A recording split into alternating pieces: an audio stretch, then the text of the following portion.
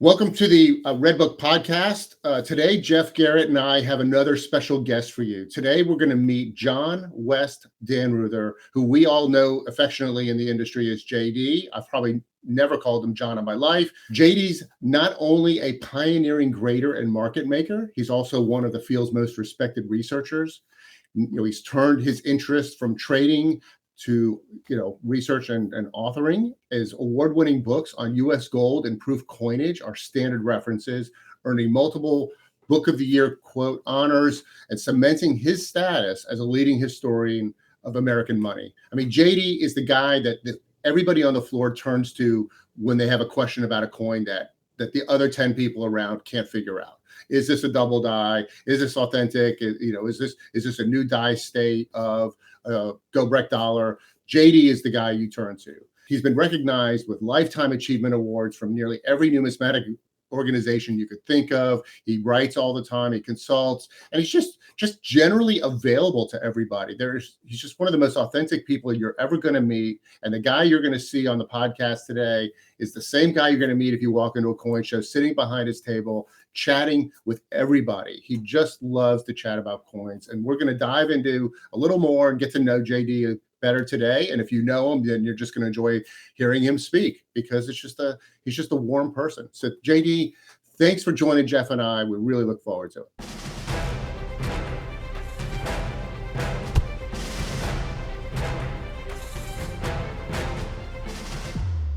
I want to just start out by finding out what's new in your world and what you've been doing this last week or two.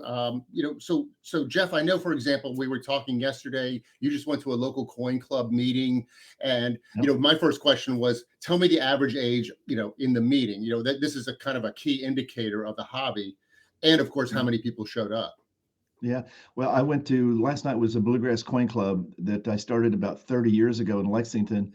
And I went last night and I was just astounded. We had, I think it was 60 to 70 attendees, and that's for a local coin club. And there were probably 8 or 10. There were young people that were there. A couple of people brought their grandkids, and it was just refreshing to see so many people are so excited about coins on a local level. And the Bluegrass Coin Club is, I don't know if it's just an exception, but it looks like coin clubs are thriving really well. That's a huge indicator. JD, do you ever go to coin clubs? It's interesting. I gave a talk recently at the Orange County Coin Club. And again, there were lots of young people there, probably, again, 50 to 60 people there. It's very, very encouraging. Yeah, that's cool. I can tell you a really quick story at the Bluegrass Coin Club. About 15 years ago, a young guy started at the coin club. He's homeschooled. Maxwell Gregory, you guys might know him. But he started in the Bluegrass Coin Club as a homeschooler coming, and now he's a full-time coin dealer. So a local coin club can change someone's life. I think it's pretty cool. Yeah. Well, I started out, when I hear coin club, I think Hialeah Coin Club. I grew up in Miami. My dad would take me to the Hialeah Coin Club at show and tell. We're talking maybe 1974, and we back then, I remember there was the slide show, they had the old slide machine, like that kind of thing. Yeah. But I'm afraid to tell you. I mean, I've been to maybe 1 or 2 Tidewater Coin Club meetings in the last 25 years. I really got to get back into it. I'm glad there's new blood, and I need to participate as well. So. Yeah, it really is. If anybody's watching this, it's in there. Everyone's so busy with all their stuff, but it's really not just giving back, but it's an investment that make the hobby grow. Because I mean, I've had guys in our coin club that have ended up spending $100,000 on coins. So I mean, it is worth the time, and I encourage everyone to really try to participate in your local coin club. Yeah. I mean, if you're a collector, you should kind of even if well-heeled or whatever your budget is, you should go to the coin club and just not even out yourself in any way and just kind of be a fly on the wall. Let's just switch real quick. The coin show calendar, we're now in mid-November. Things are slowing down at the coin show calendar. I don't even know if there's a significant coin show left until the fun show in January. We just got off Whitman Expo in Baltimore, which we own the Whitman Expo 3 times a year. It was the busiest I've ever seen that show. I expected it to be good, but I felt better. How did you find it? JD, how'd you find it? Yeah, it was very, very active. public is back in, so there's lots of collectors milling around the shows and actually buying coins. Just an aside, you're talking about coin clubs.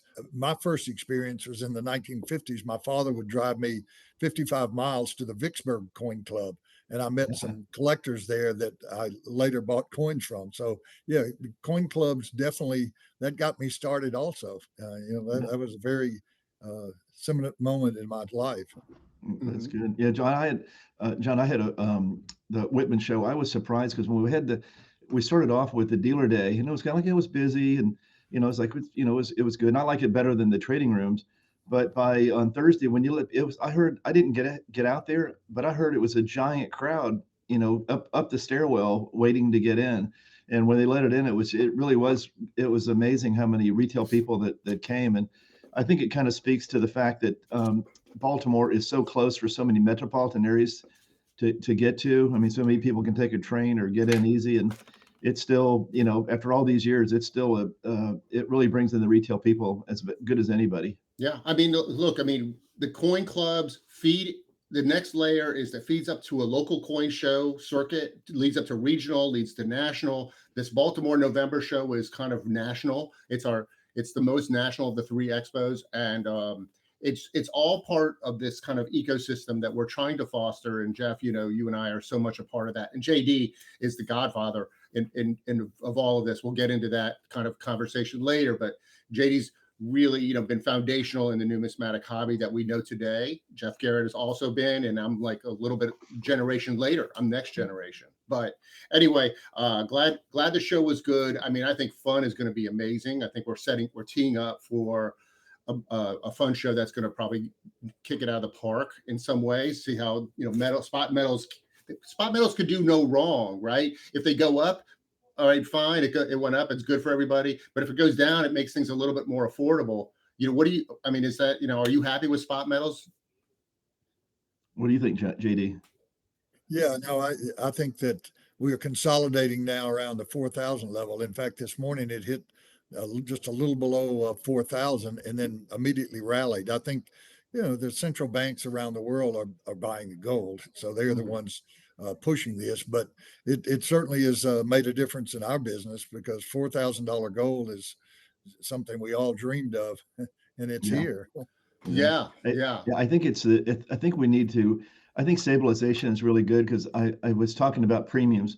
We need to get to the new normal, and we don't really know what the new normal is yet. And, it may be 4,000. That might be the next, kind of like the new normal. And once that happens, I think we have a chance to build a foundation for premiums to start, at least start as some glimpse of a premium on a lot of gold coins and some of the things that just got beat up because of the prices went up so fast. Yeah, it's problematic, but it's beneficial. It seems like it's I like it. It's a little chaotic. We don't know how to deal with it as an industry. But premiums are super low at the moment, Yeah. and but it's also making the strong companies stronger. And when the premiums spread up a little bit, they'll do very well. Yeah, Before I bet the stable gold prices will make your gray sheet job a little easier. You don't have to change them every day. Well, I've had to formularize everything so much in the last 2 months. I Yeah, should do a whole podcast about the complexity of keeping up with spot metals when they shoot up 30%. But yeah, I think we've almost got it. I okay. made some mistakes with pricing rolls, so like silver nickels and the rolls weren't moving and things like that. But we'll get there. I'm getting there. Yeah, good work. Yeah. So look, the biggest story of the week in numismatics has been national. That has been an international story about how the United States got rid of the penny. And again, too long to don't get too deep into this thing, but it was, to my mind, a bit of a fiasco. I was personally quoted in a lot of newspapers. I did a quick segment on CBS News for New York, and then it's maybe USA Today or somebody I quoted too. I said, look, if they made 5 coins with an Omega symbol on them and they released 2 of them to an auction, that's a $2 to $5 million coin. Whether you agree with me or not, I've heard people say a million, whatever. But the reality is that I'm hearing now rumors that there's 232 coins, like somehow using that number as the amount of years since the last penny. But there's no factual information from the mint specifically saying how many coins they're striking or finished striking this year with unique design, right? Like the Omega. Do you know anything? Yeah, I'm not aware of anything. Jeff might be, but No, I obviously was. our new mint director will be very helpful in this situation because obviously we're friends with him. So that will be a lot easier to determine what's true and what's false. I think that, they're going to continue to make the cent for the proof sets and the mint sets. So it will continue for collectors. It's just that they were losing too much money, making the regular sense. Oh Yeah. yeah, for As far sure. as far as the news, I guess I was just oblivious, but I didn't know that we're actually doing that last week. And I found out about it. The local news station called up, wanted to come over doing an interview with me, and I said, "Well, what's it about?" And then they said about end of the penny, and I thought that was like old news. I didn't know it was actually okay. We're going to make the Yeah, last yeah, ones today, and that was yeah. like, well, that was fun. So it was got a little bit of publicity locally. And one of the things I did talk about in the interview is how in 1857, when they got rid of the large cent, that created modern coin collecting. I mean, that's what started modern coin collecting, was that transition with the penny. So I think it'll be a good thing. I think it'll make awareness of the hobby a lot. I think it's a huge positive. So I think it's a good thing that happened. I think it's a good thing. It just would be nice if the mint almost feels like they're withholding information that they don't know why they're withholding it. So without the transparency of them saying exactly how many coins are struck, it's impossible for any of the three of us, for example, to be ambassadors to the local newspapers or the national media and say, here's what's happening here. So Yeah. it's really frustrating. I don't know what they do to benefit. I was invited to the event at the Philadelphia Mint this week, but I was given, basically 48 hours notice. I mean, I just can't upend my life all, waiting for this event to happen. And I said, I'll see the footage on TV like everybody else. Like, what can I do? They And might have given you one if you went, though. yeah, well, I mean, that would have motivated me. Yeah. Oh, That that'd would have be cool. motivated me. I don't know whether you saw the photograph of the mint official holding the coin Oh, and put a oh, fingerprint on it. So Yeah. obviously, there's a lot of a disconnect there between the collecting hobby and the mint officials that aren't aware of how to handle a Yeah. coin. right, right. Well, that was the treasurer actually. So he's not really. I guess he doesn't spend a lot of time at the mint. So, but it's still right. It was like, I mean, there were two things in that video that drove me crazy. One was like somebody put their hand in the machine. I was like, oh my god, what's gonna happen? Turn off the machine, and it's like putting your hand in the disposal. But the other thing was, right, he pulls the penny out and he's like, thumbs on it, and like, we're going to send this to PC Just for grading next week. And you're like, well, that means the thumbprint will be up there in about 2 months. Yeah. Yeah, So I have that'd be another topic for conversation. The mint making coins and auctioning them off. That's a really bizarre thing. It'll be interesting to see what our new mint director thinks about that the way they do that. I just think that's very strange. So it's I don't know if they'll monetize those coins or sell them or what they do, but it's really strange times when the mints are doing those kind of things. yeah, yeah. All the rumors that I've heard, since I know a little bit more, I guess, is that I heard there's multiple coins from multiple mints that were in this final strike. Maybe they all have omegas on them. So that's how else would we know? Because they already struck 20, 25Ps and 25Ds and so on. So I think, let's say West Point, Philadelphia, Denver makes 232 coins apiece. That would be the latest rumor that I've heard that might be true. And so therefore they struck 5 of the P Mint Omegas on the last day, and they're going to, I don't know. Hopefully there's more coins than those 5, and 232 is a better number than 5. I think it would be terrible for penny collectors to only have 2 coins. It's like now all of a sudden there's the 2 richest guys in the country can own them. I would be much happier if there's 200 coins. So let's, we could move on. We could talk about pennies all day. Yeah, well, it is the topic of the day, so I thought I would It's important. I mean, that's everybody I talk to right now, that's what the first thing we want to talk about. What about the penny? Let's now shift gears to with our special guest, John Dannreuther, who we all refer to as JD. I can't even call him John. My name is John. I've never thought of you as a John. You're my buddy, JD. We've been friends for a very long time. He's like a mentor to me, and taught me an awful lot about numismatics, and written many books and things like that. So we're going to dig into JD's background, and I don't want to spoil any of that at the moment. So Jeff, why don't you take it away for a second? Well, okay. Well, thanks for coming to the show, JD. I really appreciate you getting up early in California for us.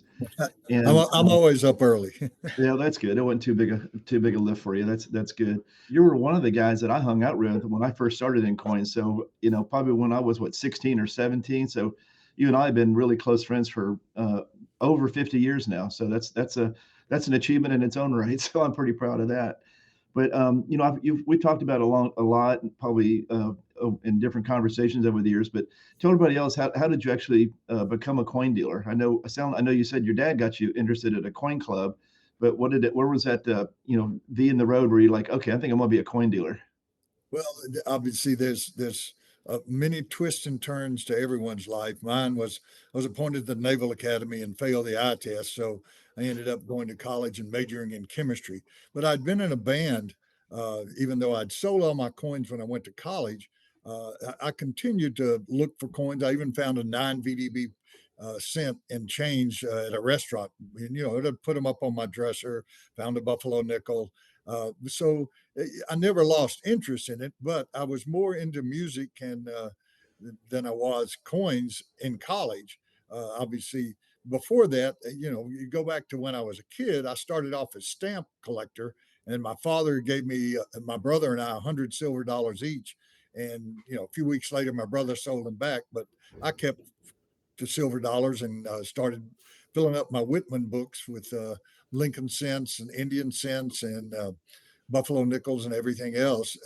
My mother knew a postmaster that had retired, but during the 30s and 40s, when people would come in and buy stamps, he would put away the Indian cents. And she called him up and he said, "Yeah, I still have them. It's in a shoebox under my bed." So we drove over and bought about 1,500 Indian head cents when I was probably 7 or 8 years old. And we started selling them, you know, 3 different dates for 35 cents in numismatic news and little classified ads. My Well, father did you was, really? You actually had an ad when you were that young in yeah, numismatic news? well, it was VJ Dannreuther and Sons. He didn't Oh, want to leave my brother out. It was my yeah. father was sort of a vest pocket dealer. I mean, he had Okay. a regular job, but he sent out lists to buy, sell, trade, and so we sold those Oh, Indian head cents. And I also filled up my Whitman folder. I found every date except 77, 1908S, and 9S. The 1871 was pretty rough. It was a call, but at least I had a coin to put in the slot. But yeah, that got me into the commercial side of business. So I started young as a as a yeah, dealer, if you could say. I mean, we had ads in numismatic news. There was no coin world. But after yeah, college, I still was into music, and my band moved to New Orleans. My bandmates didn't really like the scene there because it's pretty being a studio musician's one thing, but being a working musician in clubs is a hard life. yeah. So I ended up moving back to Memphis uh, with several friends because we had signed a contract with TMI Records, and our producer was Steve Cropper of Booker T and the MGs. He's famous. He wrote Oh, "Sitting on the Dock of the Bay" the music for Otis Redding, so he was very famous. And then we lost that contract when their TMI closed. So I was sitting there playing music, pickup bands. I even played bass in a country band. that's And funny. then my father called me, and that's how I got back into coins. I tell people I'm an accidental coin dealer. My father had macular degeneration and asked me to start selling his coins. So he and my mother drove up and gave me most of his coin collection. That weekend, I sold $9,000, mainly to Harrison Phillips, Oh, that's funny. who I met that first weekend and became close friends with Harrison. But my father gave me 10% of whatever I sold. So I made $900 that first weekend. So that Well, that's that sort score. of changed my life. Yeah, that opened my eyes to And Yeah, what was possible. back then you could buy a house for $900. I Yeah, mean, not quite. well, listen, I mean, and you remind me a little bit that I think when I first knew who you were was about the 1986 ish, and PCGS is being founded, and David Hall has kind of led the PCGS foundation, and you were on that. And I think the first time I went to a coin show, maybe it was in Long Beach in the late '80s. You were on stage in a band, right? Did you guys play together? That's true. We on the 10th anniversary of PCGS in 1996, David played guitar. I played guitar. We had Erin was David's secretary. She sang a song. The band that was playing there was our backup band. But we were all musicians. That's one of the things David had and I had in common. We both had knee problems, Osgood Slaughter's disease, which is caused by growing too fast. I grew 4 inches in 3 months one summer, and he played in the band, and I played in the band. We both were interested in coins, so we had a lot in common. Is that kind of your common interest in music? Is that back in those days? Is that kind of how you guys were close and got invited to the PCGS party? I think David liked the way I graded coins, just like Jim Halpern did when I went to work for Jim in 1976. He liked the way I graded coins. When you sell somebody coins in the raw days before the third party grading, you either were a good grader or you were not a good grader. And because most of the original partners in PCGS were coin graders, right? So that's well, I mean, we all ended up grading it at some point. David didn't grade as much as some of the others, but he, when we first started, I was a grader. Gordy Rubel was a grader. Bruce Amsbatcher. We were all graders. Yeah. I was doing. I think I was out there when you guys were. Well, I remember staying in the apartments and stuff. We'd go. Everybody would fly in for a week at a time and stuff. It was kind of like college dorm days. It was pretty funny. Yeah, I did it for 10 years, from 1986 to 1996. I flew out there essentially every other week. I did it for about 10 weeks and I couldn't stand it. So it's hard work. Sitting in a dark room grading coins that's a tough gig, and I admire people that actually do that. Yep. Yeah. It's a very hard gig. Yeah. It is. So JD, you're foundational at PCGS and you're there for the first 10 years. Then at what time did PCGS kind of went public, right? They went public, they kind of scaled up, wanted to be a much bigger company called Collectors, and then they go, and now they're owned by private equity. I mean, what was that like for you? What's your perception of this kind of what happened behind the scenes? Well, I think that's what happens in lots of businesses. When you get big, you become targets of takeovers. And Cohen, that bought PCGS, owns the New York Mets. I mean, he's very, very wealthy. When they needed space next door, he just bought the building instead of leasing it. So I mean, that's a natural evolution in businesses. You look at Google and all of those other businesses, small businesses. Google bought YouTube, and when they bought it, the guys that sold YouTube thought they did a good, scored, but obviously it became a lot bigger than they envisioned. But that's what happens. That was not one of the Murdoch's best play when they sold YouTube to Google. But anyway, so PCGS, it's interesting. Quick segue is like PCGS is now part of this much bigger company called Collectors that's really known for PSA. And at NGC, who's the counterparts of PCGS, NGC is now owned by a company called CCG, a parent company that really is also bigger makes much more revenue in cards and comic books than they do in coins. So it's just bizarre world that we live in that both of these companies, Heritage was founded by Jim Halpern and Steve Ivey as a coin company. And now Heritage is this monstrous auction company that really maybe not everybody in the world realizes was originally a coin company. So this industry of numismatics has been instrumental in card grading, in currency grading also, but also in the auction business. I mean, is that a surprise to you, John? JD? Not really. I mean, think about it. Sports are one of the big things in America. People love sports. There's more sports card people than there are coin collectors, unfortunately for us. But hey, they graded nearly 2 million cards last month at PSA. It's a big business because sports is a big business. I mean, you've got professional football, basketball, baseball, hockey. So all of those people are interested in sports. A lot of them become card collectors. That's why they get. At one point, they had a 15 or 16 million card backlog at PSA. Someone pointed out there's we have Sports Center on TV. They don't have Coin Center every day. So it's That's true. there's a ton of interest.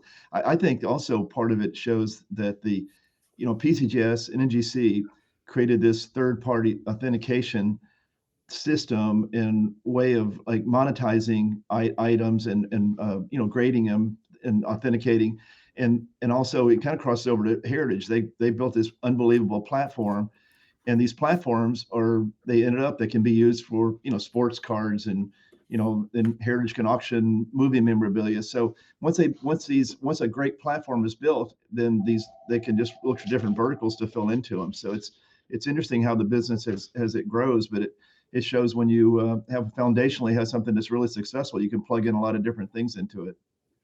Absolutely. I mean, I think that third-party grading was ingenious in so many ways, but in its most critical way, it was consumer confidence, and it preceded the internet. So what happened was when the internet comes along in '95, coin grading's been going on for about 9 years, 10 years, and all of a sudden, this internet thing, you could have websites and you could sell, but you really couldn't sell coins to strangers without third-party grading. I mean, who knows if it's the same coin you shipped? How do you address this? Authentication.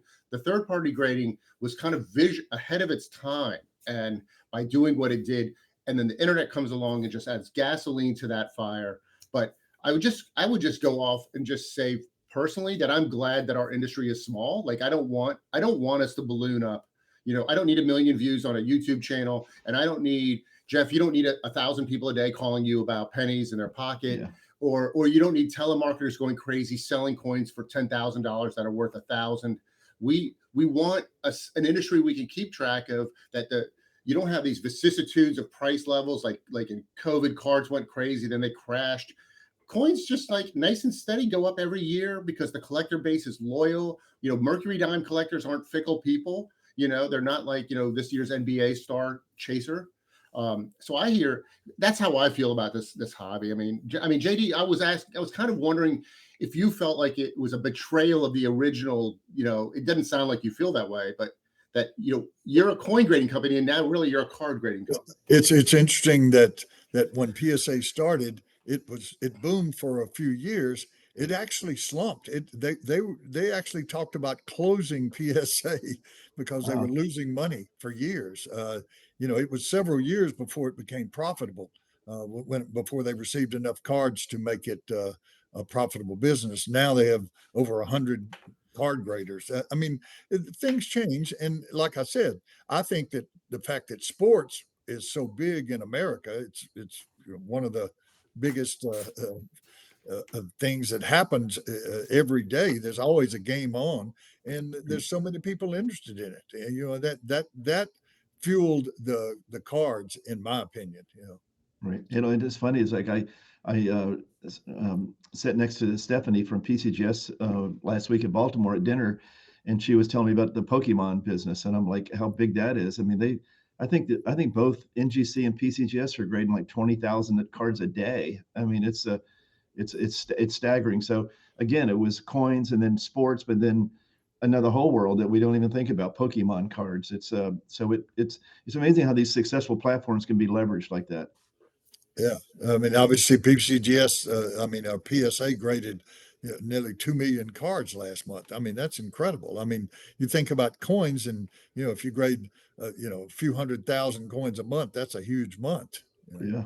I mean, do you feel like that the NGCs and the PCGSs are getting the attention they deserve from these private equity groups that are so focused on growth, right? Growth for growth's sake at private equity.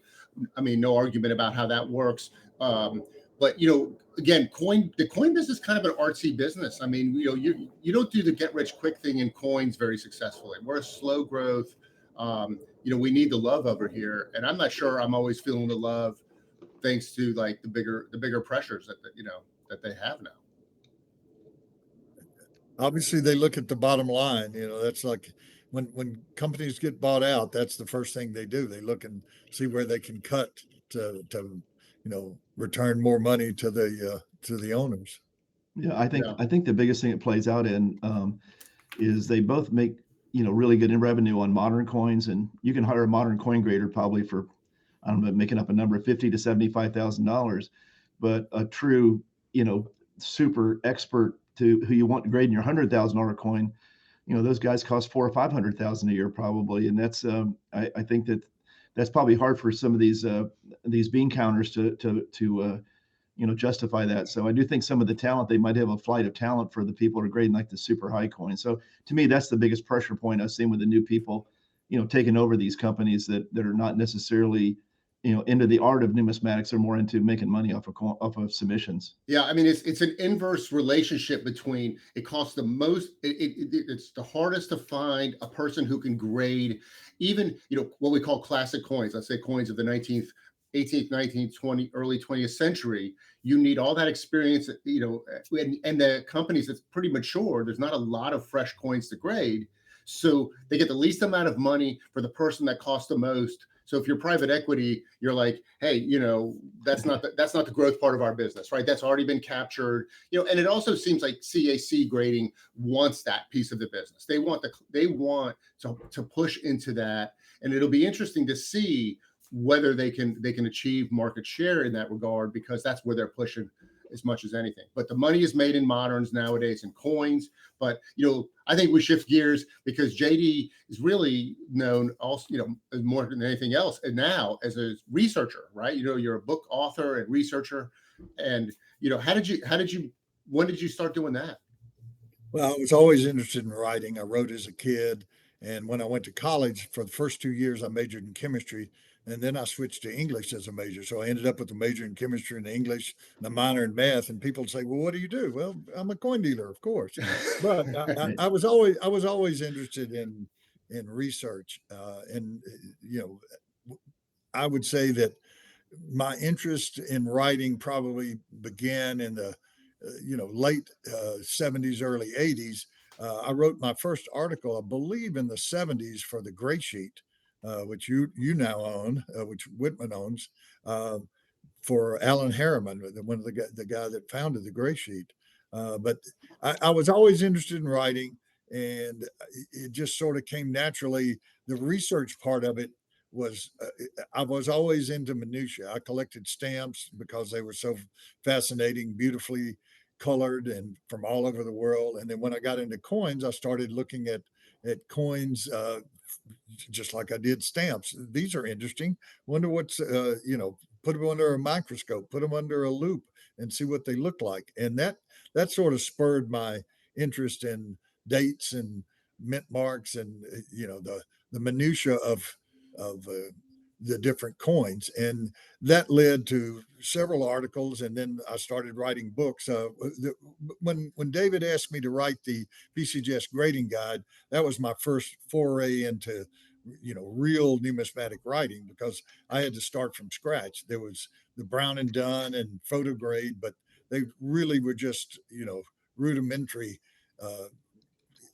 guides to grading coins. I tried to verbalize what a grader would do when he looked at a coin, and that's it. It's really hard to verbalize exactly how both of you guys grade coins when you buy coins, and when you look at a coin, you immediately come up with an initial grade, and then you refine it after that. The various aspects, whether it's the luster, the strike, the number of marks, the eye appeal, which is really hard to define because that's subjective. What's pretty to me might not be pretty toning to you, but that was my first foray. And then I got interested in the early 80s in dye varieties. I sat next to Harry Bass for 2 days at the Elizabeth Gold Auction and made several discoveries there, and showed them to Harry. And I knew he was interested in dye varieties. He was one of the great collectors of the 20th century as far as dye varieties. Actually, one of the great collectors of the 20th century anyway. But he was really into dye varieties. He had over 600 early U.S. gold coins, and he would own multiples of some dates. When you did your book about dye varieties of early U.S. gold, was he still alive when? No, he died in 1998, and then he died in 98. Okay. Yeah, David Calhoun, his stepson, asked me to write Harry's book. So they sent me all of his notes. His secretary had transcribed all of his notes for all 600 and something coins. So that was the basis to start the book. That book Wow. I wrote that book in 9 months. It would have taken me 5 or 6 years or longer if I'd started from scratch. But I had Harry's basis, and he had Right. done an incredible job. Well, that's great that you helped somebody who done all that work to make sure the work got survived and was able to be disseminated, because that could have just been lost to history. So that's really great that you Certainly. did that. Yep. I was very glad that David Calhoun asked me to write that book. That was a lot of fun. That's good. And I love your proof books. They're like your magnus opus things. These things are just awesome. And your attention to detail, and with all the die variety stuff, I think it's like numismatic CSI. It's like you're really like you could Yeah, start a I'm a TV series. forensic numismatist. Yeah, Yes, forensic I numismatist. studied the That's dead coins. yeah, yeah. Every coin has a story to tell. You just got to know where to look, right? Yep, that's correct. And that really started again, sitting next to Harry Bass, studying the 1841 quarter eagle and the 1846 quarter eagle. I noticed they had the same reverse, and I showed it to Harry, and he flipped down one of his eyepieces and then flipped down the other one, and so I knew I was right. And he looked at me and says, "Yes, they are. That's the same die." And Yeah, that's so neat. I don't know whether you remember, Jeff, in 1997, we went to the Smithsonian and looked at the National Collection. And that's Mhm. when I looked at all of the gold coins, the 2.5s, fives, and tens there, and found out that they all had the same reverses, Yeah, used all yeah. in the 1840s. Yeah, it's a great source collection. We had a lot of good times there over different times, seeing like Indeed. and they've got what two early fives that are unique to the collection as well, right? That's correct. Yes. Yeah. And speaking of that subject, I think that's interesting. I had made notes to ask you about this. So uh, the Harvey Jacobson collection's coming up, and he's got. Tell us a little bit about that little thing that's come that up, and was that guy inspired by Harry I, Bass as well? yes, I think he definitely was inspired by Harry.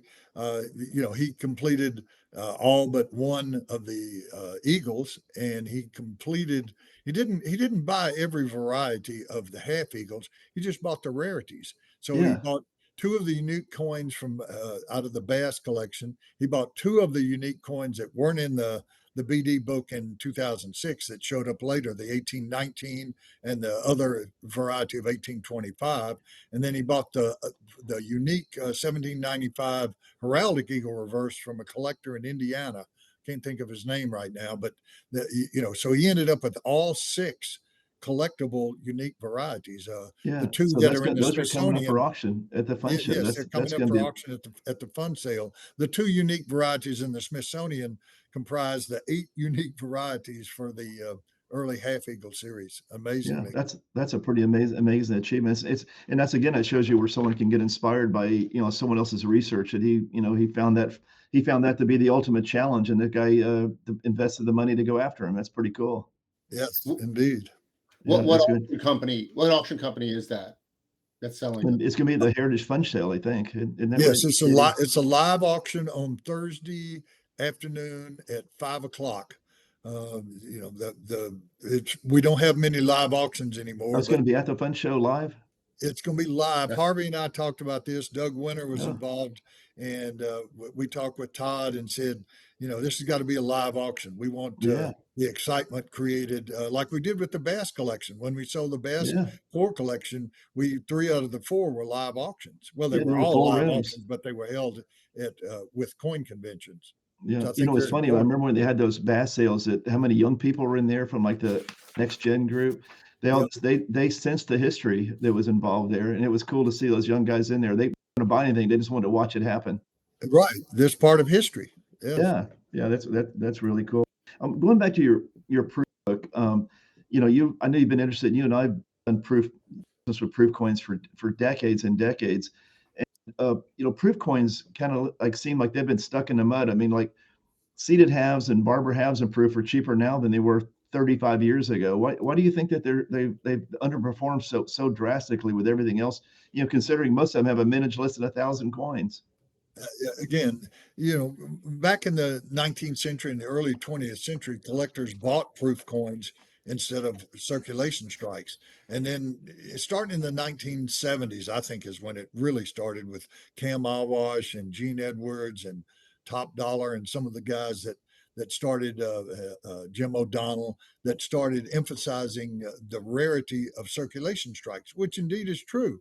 There's so many circulation strikes that are very, very rare, and the emphasis became more on circulation strike. But as you well know, things Yeah, move in cycles. The cycle yeah, is started. It's already started. I don't know whether you've noticed it that much, but maybe John has with the gray sheet. But you see, nickel type is starting to move up. What happens is first the big silver coins disappear. Seated dollars, trade dollars, Morgan dollars, and proof were available in all kinds of grades, low grades, through Jim a couple of years ago. You go to a Bourse floor now, and there aren't many of those large coins yeah. Proof Morgans are in like proof. nowhere to be found. So, are Correct. you seeing So are what? you seeing activity, John, with on what gray sheet prices and stuff? You see a little bit of movement Yeah, in I mean, prices. I was absolutely agree. I mean, JD, I've noticed this for about a year. I'd say, kind of started in proof gold. Proof double eagles have gone Oh absolutely yeah, crazy, right? Proof 20 libs doubled in price. Let's say in some cases, if finest known ultra cameo beautiful examples are selling for 3 times what we had them listed. Then, but it's only naturally trickling down to other gold series, and like the tens are super rare. But I've always been a silver type guy, and I've always right. thought, like JD, that it's amazing how inexpensive, seated dimes, barber quarters. I mean, or even proof 3 cent nickels. I just happen to love because they've been $500 forever, and that could easily explode. There is no supply. There's nothing around. If you say, I just want nice, eye appealing, spot free coins that aren't dark, that the market doesn't like dark coins. The grading companies now know that. So almost all dark proofs are old graded coins generally. But that could proof coins under, let's say $5,000 could easily, go up 20, 30, 40% in the next year. Yeah, I think that's really what's held proof type coins back over the decades is there's such a variance on how they look. I mean, if you see a seated dime that's proof 65 white and cameo, it's beautiful.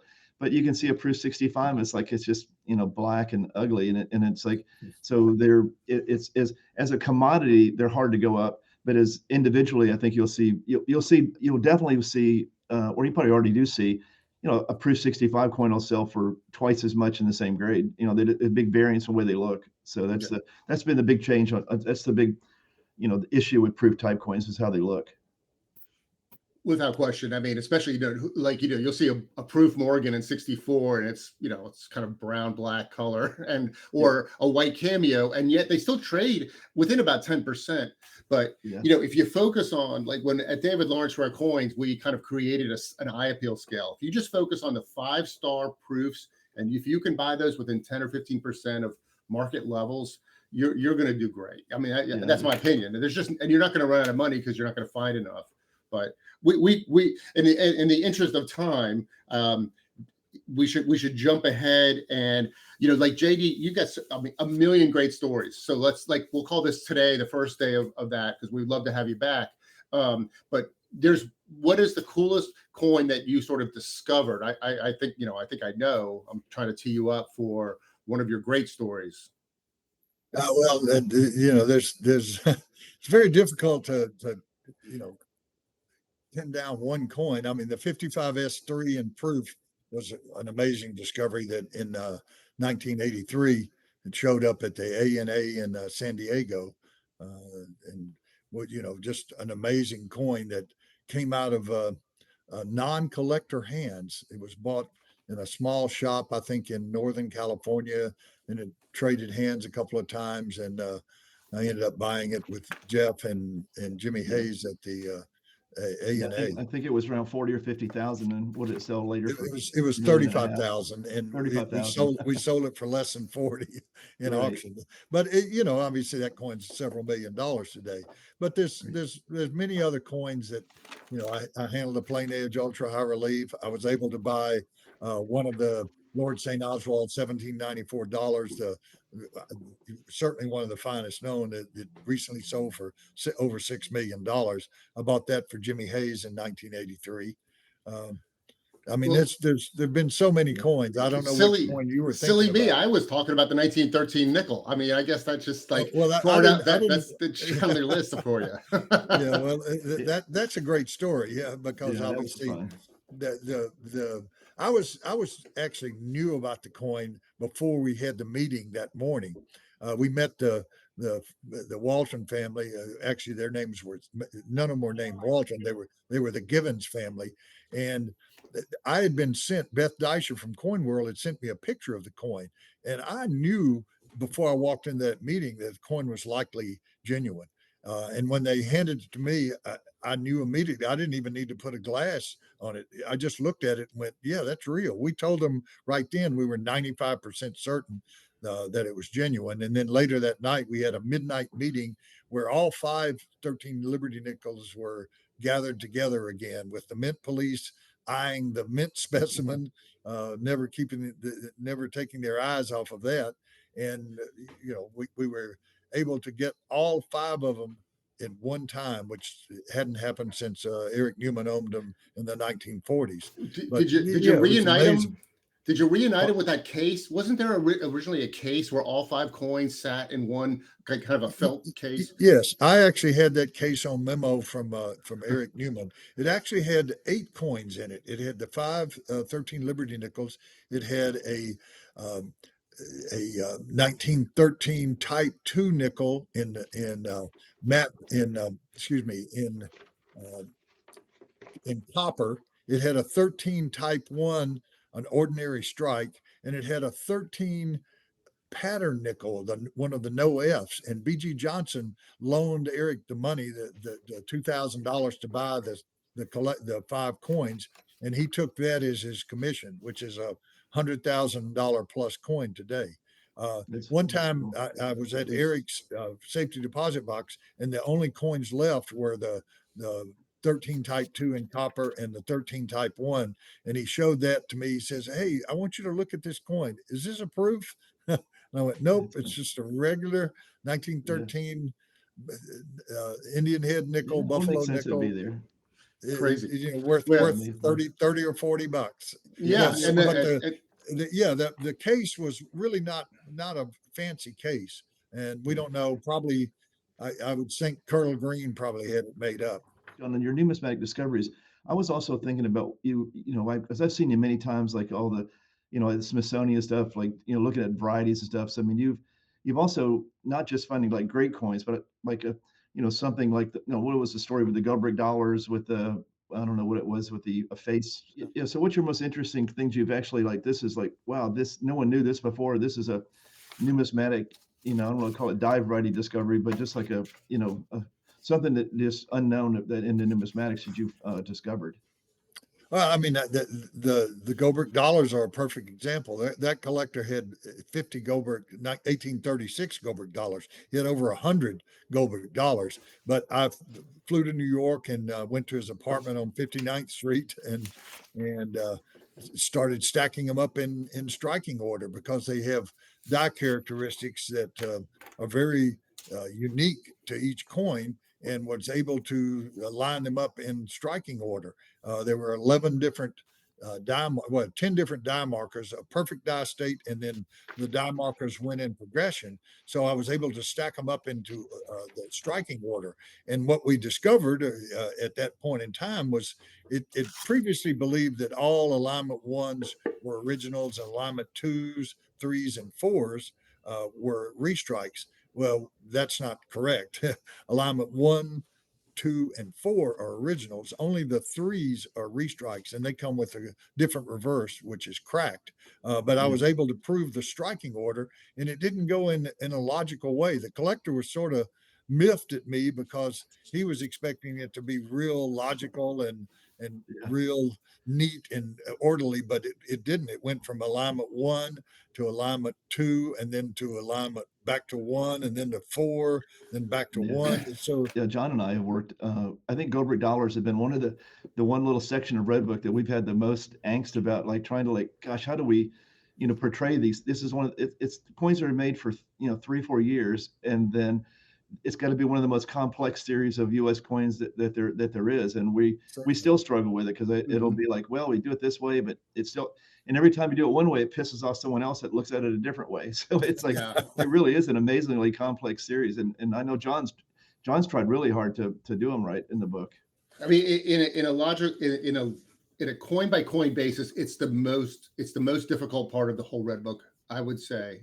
And I've been part of the Red Book for 2 years now, and I'm coming along and looking at everything with a new eye. Jeff and I trying to clean up things like cow gold, that areas that we've really wanted to. We said, look, the Red Book is wonderful, but we can make it better. So we get the Gobrek dollars, and there's maybe, I don't know, 8 listings. I mean, seriously, it's like 8 listings.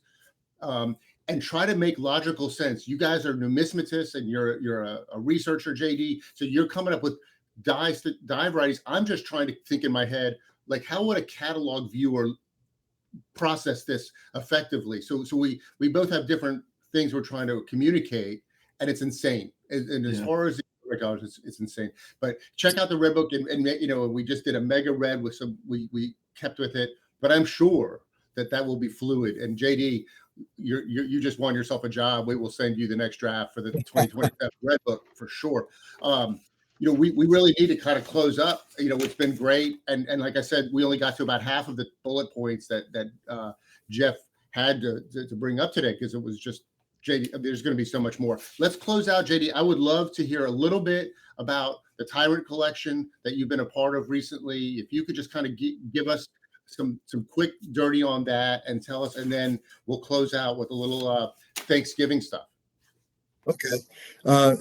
Obviously, it's been the numismatic dream to help assemble the U.S. part of the Tyrant Collection. Dan O'Dowd is an intense collector. He's very, very, very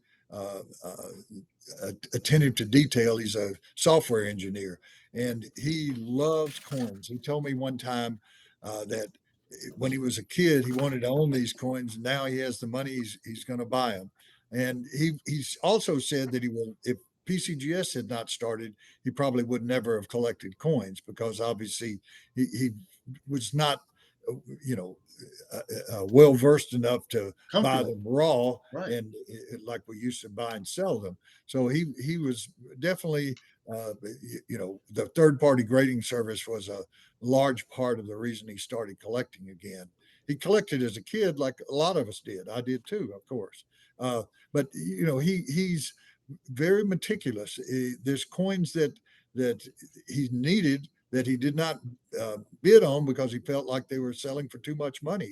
He's like Harry Bass in that way. Harry Bass once commented, why didn't he buy the 1825/4 half eagle? He could have bought it in the Kaufman sale in 78. He could have bought it in the Eliasberg sale, a different one in 1982. There's only 2 known. And his comment was, it's just a variety. Just a So variety. Well, it's just logic. a variety. And so there's certain coins that Dan has bought that, make sense for the collection, because he collects 2 things. One is eagles. He likes that because that was the first coin in the 1792 Mint Act. It was the largest coin. It was a $10 gold piece, or eagle. And then he collects type coins. And so he's completed the most amazing typeset of all time. He collects proof and mint state in his typeset. So he's got essentially a complete run from 1792 to the modern stuff. He buys modern coins even to complete his typeset. And those of us who've seen it on display realize how impressive it is when you go. Well, I think that's the most impressive thing, is that he actually shares his collection on these displays. That's amazing. Yeah, no, he's very generous with his collection. Yeah. He wants people to see it, because he was so and passionate as a collector. He knows that other people are that passionate and they can't afford some of the coins that he owns. Like he owns both 1795 flowing hair dollars in specimen, or master coin, technically, really what they are. He bought the off-center bust, the Garrett coin, first. And then when the other one came up, the centered bust, he bought that one. He owns both of them. You know, Plus, his King of Siam set's not shabby either. So yeah, he bought the King of Siam set. Interestingly, he bought that for the 10. He didn't buy it for the $1804 that most people, you know, yeah, but the 10 is the rarity. There's only 3, possibly 4 known of that coin, and where there's now 16 $1804 yeah. after the new one, the James A. Stack coin came out. That's great. That's great. I think it's just wonderful. He shares his collection. I enjoy when he has it on. You know, you talk about the U.S. coins. His world and ancient coins are equally impressive. So He spent more money on world and ancient probably than he has on U.S. yeah, that's crazy. That's really wild. Well, well, it's neat to see billionaires that are willing to put their money into their collections like that. And as you mentioned, third-party grading made it possible. That's foundational. Mm-hmm. Mm-hmm. All right. Well, and that's like, they've had that collection on display at A&A shows and things like that. If you ever have an opportunity to see what they've put together with JD's help, it is really just incredible. So right before we end here, guys, it's Thanksgiving next week, and or maybe this week, depends on when we post our videos. But I've been watching the Ken Burns American Revolution miniseries now on PBS. I think I'm through the second episode, and it's just incredible, and it just constantly reminds you of where numismatics meets coin collecting meets history in this country, right? That's what every coin dealer in this country knows about the American history. It's just part of our hobby, and you can't help love one without the other. So we have some overlap with the Great Seal of the United States and Ben Franklin being involved. Let's clock out with a little bit of that history and how it all meets coins. What I understood it was Ben Franklin, after they picked the eagle for the presidential seal, the Great Seal of America, he lamented to his daughter in a letter that he thought the turkey would have been a better choice because the turkey represented more like Native America, and also that the eagle was lazy because it stole food from other animals. So he just thought it was a bad choice.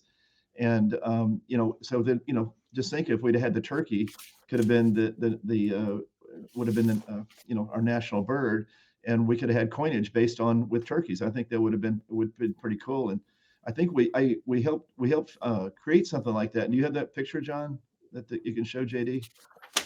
Yeah. Oh, I saw that. Somebody emailed it to me, Jeff, or somebody. Yeah. With the turkey on the Gobert dollar. Yeah. So I have a new Gobert dollar variety for you. You didn't even know about. Right. So thanks to ChatGPT, we now have a Gobert turkey dollar, which I'm sure we'll show here. But I mean, the 1792 coinage, and we'll also show here. That early eagle is far different from the later heraldic eagles and so on. So it almost looks like a turkey, doesn't it? I mean, it's kind of like they were working on the skinny. Yeah, skinny eagle. Yeah, it was like then we got the buff hamster version of the turkey or eagle later, and he's a lot more macho, I would say. So it's cool, and it's all these early coins too. There are 13 stars, of course, in the beginning. Then there's 15 stars and 16 stars, and all of this relates to the number of states in our early colonies and things like that. So it's really where the rubber meets the road for coin collecting. And it's just been really fun. JD, thanks for joining us. And we look forward to having you back so we can get some more stories from you. Yeah, thanks for having me, and it's very enjoyable. And let's do it again. Yeah, there's a lot of, I think John, as John pointed out, I think I had put together about 20 some odd bullet points. I think we covered about 10. So there's a lot of depth there. So we'll definitely have to do it again. I guess I want to ask you about the 1964 peace dollar next. You guys finding the visits to the U.S. Mint, all that stuff. That's pretty fun. All right. Right. So and the 64 Morgan dollar. That too. So listen, we'll find out if anybody's really listening to the podcast. If you have an interest in having JD come back, number one, and give us some questions for JD, because really the number of topics we could hit is in the thousands. I would love to hear about the 64 coinage and things like that. And like I said, I want to hear about this 55S $3 gold piece. That's news. I don't even know that story. So we have a lot to cover. So happy holidays to everybody. Thank you for watching and joining, and we'll see you soon. Thanks, John. Take care. Later.